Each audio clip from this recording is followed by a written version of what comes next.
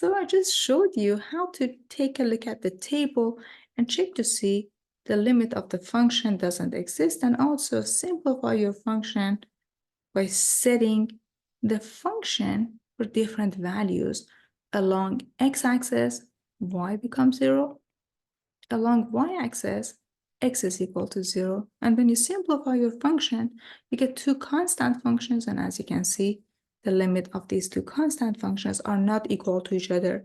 So that's how we showed that the limit of this function around the origin doesn't exist.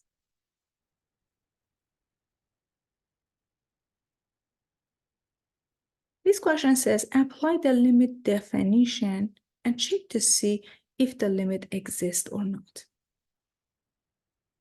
First of all, observe that along the line x equal to 0, which is basically your y-axis, the function has value 0.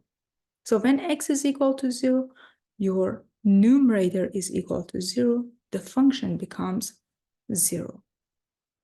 Also along y equal to 0, which is your x-axis, the function also is 0. But being 0 doesn't guarantee that the function has a limit equal to 0. Let's take a look at the general definition of a limit of a function. Suppose you have a positive epsilon.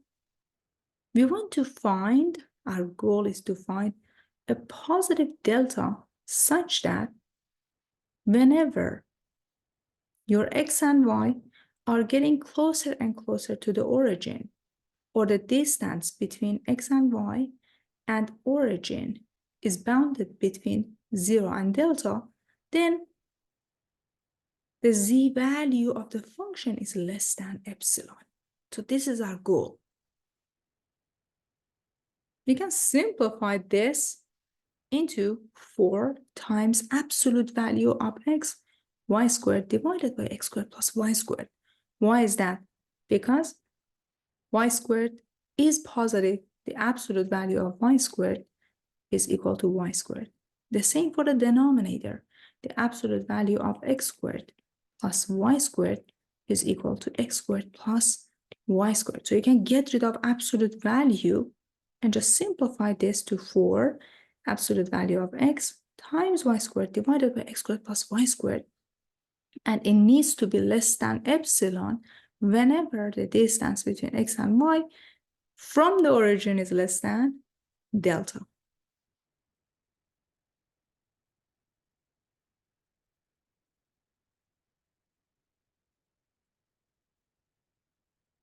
From algebra, y squared is always less than equals to x squared plus y squared. This is basic algebra, everybody. There is nothing calculus here. So 4 times absolute value of x, y squared divided by x squared plus y squared is less than 4 times absolute value of x, which can be written as 4 times square root of x squared. But this is less than or equals to 4 times square root of x squared plus y squared.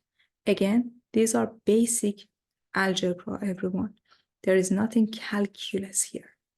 Now, if you choose delta to be epsilon divided by 4, we get absolute value of 4xy squared divided by x squared plus y squared less than equals to 4 times square root of x squared plus y squared, which is less than 4 times delta.